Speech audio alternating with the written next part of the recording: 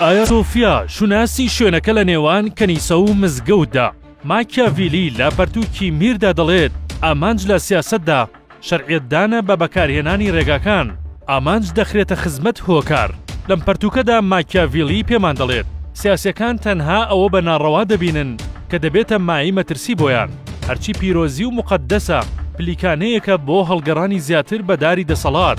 ئەم پەرتووکە لە ساتی نووسینی تا ئەمڕۆ زۆرترین مشتومڕی بە دوای خۆی دایەناوە، بەڵام وەک کۆمەڵاسی دیاری عێراق عەلی وەردی دەڵێت واقع وەڵامی پرسیار دەستنیشان دەکات لە نێوان ڕاستی و ناڕاستی. ئایا سۆفیا کەنیسەیەک بە بانگی ئەڵڵاهو ئەکبەری ئیسلامەوە ساڵی 326 و هەندێک سەرچاوەی تر ساڵی 537 جێگیر دەکەن بۆ بنیاتنانی کەنیسەکە. ئەو کەنیسەیە لە سەردەستی ئیمپراتۆریەتی ڕۆمانی جوستنیان بە ئاستێکی هونەری باڵا بنیاتراوە لەلایەن هەردوو ئەندازیار ئەنتیمیوس و ئایزدۆرۆس. ئەو کەنیسەیە لە پاڵلایەنی ئاینداریەکەی نوێنەرایەتی دەسەڵاتی مەسیحەکانی ڕۆژهەڵاتی دەکرد لە باڵی ئەرسۆدۆکس. ئەو کەنیسەیە لە ڕۆژهەڵات تاکە ناوەندی باڵی ئاینی مەسیحێت بوو تا ئەو کاتەی خلافەتی عوسمانیەکان با سەرکردایەتی مەحەممەد فاتح لە ساڵی 1453 ئەستەنبولی داگیر کرد.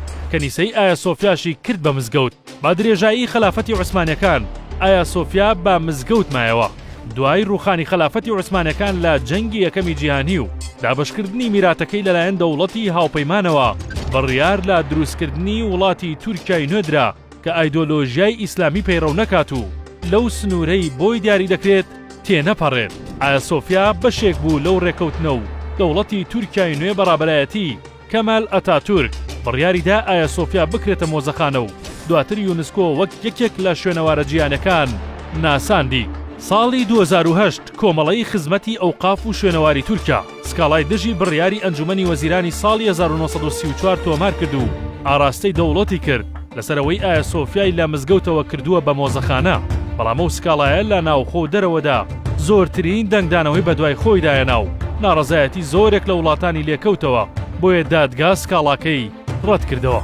ساڵی 2014 پاپای ڤاتیکان لە سەردانیدا بۆ تورکیا داوای کرد ئایا سۆفیا بکرێتەوە بە کەنیسە و پێناسە ئەسڵەکەی خۆی وەرگرێتەوە. ساڵی 2015 هەمان سکاڵا بەرزکرایەوە و بڕیاری دادگای بە پێشێلکردنی ئازادی ئاینی وەسف کرد. لەسەر ئاستی ناوخۆ حیزبە چەپەکان ئەو کەیسەیان وەک کەیسێکی سیاسی پێناسە کرد کە حیزبی داد و گەشەپێدانی ئەردۆگان دەیەوێت لە ڕێگەی سۆزی ئاینیەوە پاڵپشتی لە ناوخۆی تورکیا و جیهانی ئیسلامیدا بەدەست بهێنێ و کەم و کوڕەکانی خۆی پێ پەردەپۆش بکات.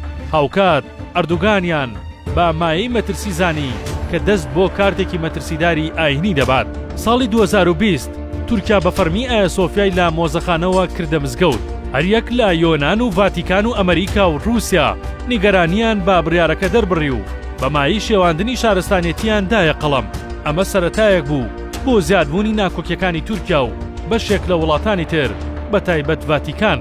دوایەوەی ئایا سۆفیا کرا بە مزگەوت، سەرۆکی کاروباری ئاینی تورکیا عەلی ئارباش باشم شێرەوە چووە سەر مینبەر بۆ وتاردان و ئەوە ئاماژەیەک بوو بە بەهێزی تورکیا چونکە ئەو شمشێرە هەمان شمشێری مەحەممەد فاتح بوو.